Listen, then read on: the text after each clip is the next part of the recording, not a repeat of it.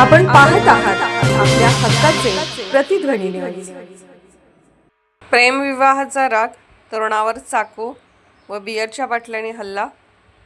मिरज तालुक्यातील पाटगाव परिसरात प्रेमविवाहाच्या कारणावरून एका तरुणावर चाकू आणि बियरच्या बाटल्याने जीवघेणा हल्ला करण्यात आल्याची घटना घडली आहे। या प्रकरणात दोघे जण जखमी झाले असून मिरज ग्रामीण पोलिसांनी 4 जणांविरुद्ध गुन्हा नोंद केला आहे।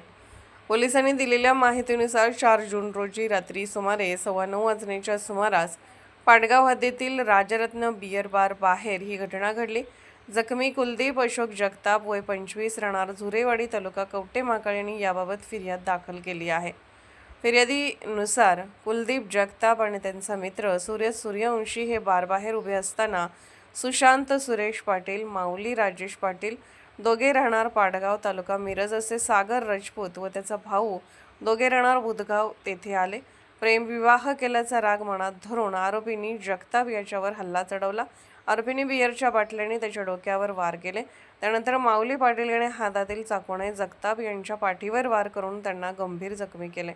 दरम्यान मध्यस्थी करण्यासाठी आलेल्या सूर्यवंशी यांनीही लाथाबुक्क्यांनी मारहाण करण्यात आली।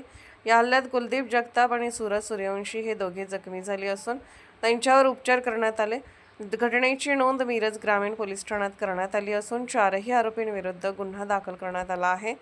प्रकरणाचा पुढील तपास पोलीस करत आहेत। आपण पाहत आहात प्रतिध्वनी चॅनल। अशाच बातम्या पाहण्यासाठी आमच्या चॅनलला सबस्क्राइब करा आणि बेल आयकॉनवर क्लिक करा।